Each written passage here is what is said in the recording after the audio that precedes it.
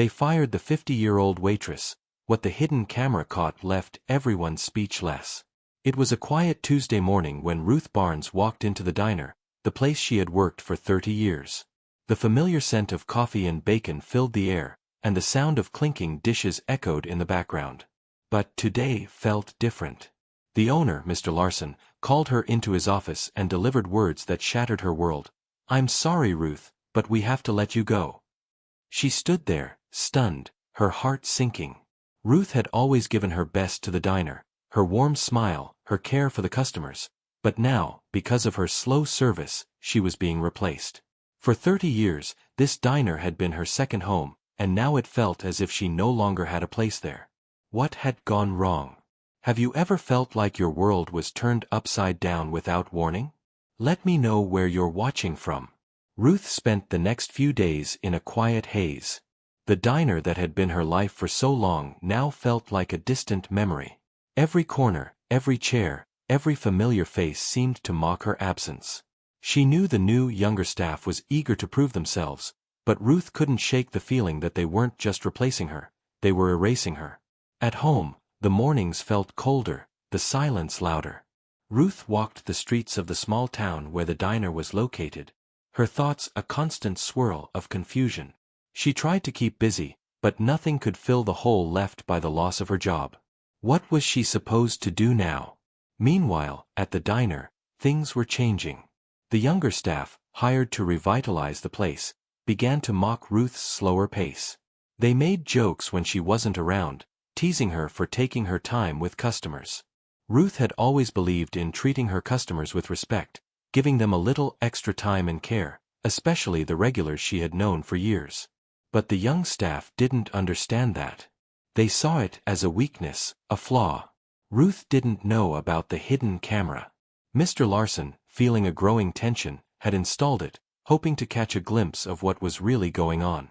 What he didn't know was that the footage would reveal more than just slow service, it would uncover a toxic culture among the younger staff.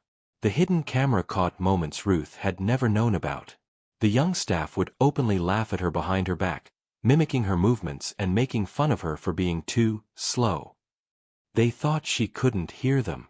But it wasn't just her that they hurt, it was the customers, too. The customers who once adored Ruth began to feel the change. The warmth and comfort Ruth offered were gone. They noticed the younger staff rushing them through meals, not taking the time to listen or engage. Ruth had always known that a good meal was about more than food, it was about connection. And that connection had been lost. By the end of the week, the diner's once busy lunch rush had slowed down. Fewer customers came in. And Ruth, though no longer there, felt the weight of it all. Would the CEO finally see what was truly happening? Would he understand the real value Ruth brought to the diner? The answer, hidden behind the camera's lens, was coming soon. The hidden camera footage was finally reviewed by Mr. Larson, the owner. He sat alone in his office late one evening, the screen casting a pale glow across his face as he watched the clips. Ruth's absence had left a void he hadn't fully understood until now. What he saw shook him to his core. The footage didn't just show Ruth's slower pace, it revealed the cruelty of the younger staff. They mocked her, laughing at her every move, ridiculing her for being too old or too slow. What was worse, they did it in front of the customers, under the guise of humor. And yet, Ruth, in her quieter moments, still gave her best. She offered discounts to customers when she sensed they needed them, always made sure to chat with the lonely regulars, and treated each person with kindness. She wasn't just a waitress, she was the heart of the diner. Mr. Larson's face grew pale as he watched the footage. The very people he had brought in to modernize the place had turned out to be the ones driving it into the ground. The younger staff's careless behavior had driven away the loyal customers Ruth had built connections with over the years. They had left because they felt the loss of what made the diner special, Ruth's warmth. As the last clip played, Mr. Larson leaned back in his chair, his mind racing. He realized his mistake. He had fired Ruth to bring in new blood, without understanding what that truly meant for the diner. Ruth wasn't just a waitress, she was a part of the community, a bridge between generations, and her absence had created a gap that no amount of speed or energy could fill. The next morning, he called Ruth. His voice was full of regret as he apologized. "Ruth, I was wrong. I didn't see what you brought to the diner. You're rehired. Please, come back." Ruth, taken aback, didn't know what to say. She had spent so many nights replaying the moment of her firing in her mind, wondering if she was truly seen or valued. Now, here was Mr. Larson, asking her to return, realizing the mistake he had made. But Ruth's pride was bruised, and she wasn't sure if she could simply go back to a place that had let her go so easily. The decision weighed heavily on her. Could she forgive him? Could she return to a place that had dismissed her without understanding her worth? The next few days would decide that. But one thing was clear: Ruth's journey was far from over.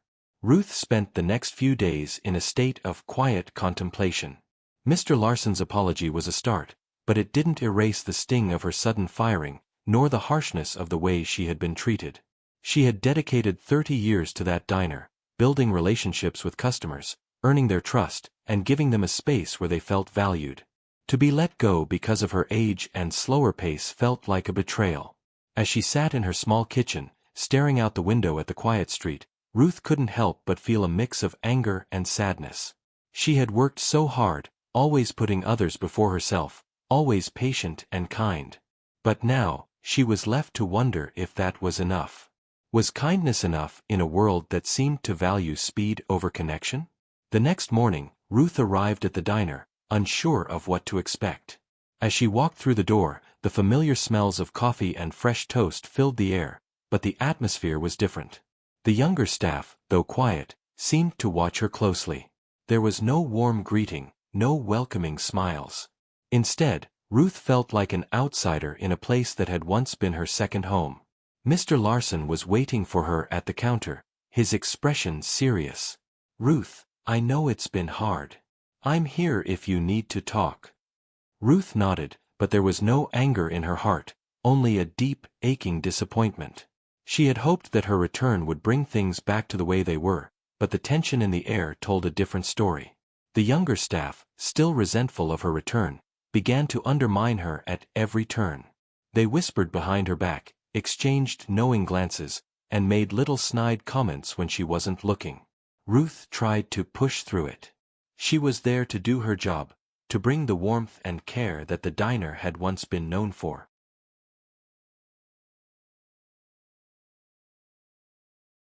But the more she watched the younger staff rush through their tasks, ignoring customers' needs or skimming over orders, the more she realized how deep the divide had become. One morning, a regular customer, Mr. Harris, came in for his usual breakfast. Ruth noticed he seemed a little off. He wasn't his usual cheerful self.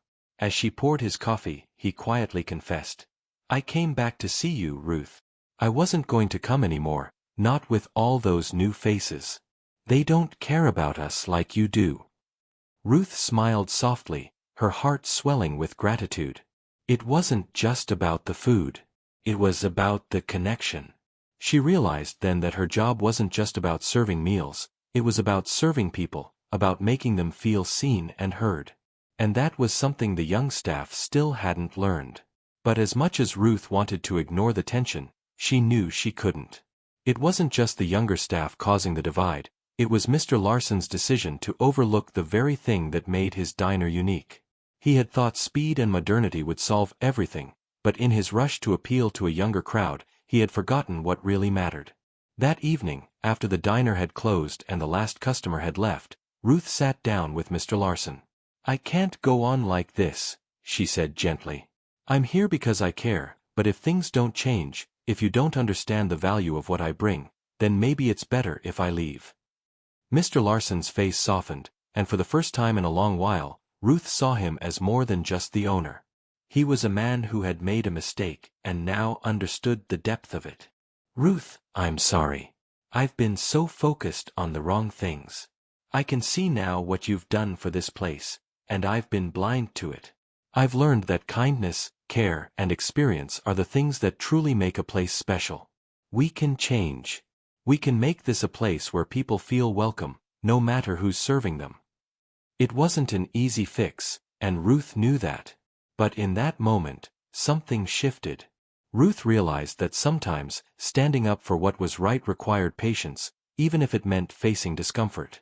She had worked hard for this moment, and now, it was time for the diner, and for herself, to heal. The next day, Ruth stepped into the diner with a renewed sense of purpose. The young staff, though still unsure, watched her with more respect. Mr. Larson had spoken to them privately, reminding them of the values that made the diner great. Ruth was no longer just a waitress, she was a symbol of the community's heart. Would things be perfect? No. But Ruth knew that with time, the diner could find its way back to what it once was, an inviting, warm place where everyone was treated with kindness.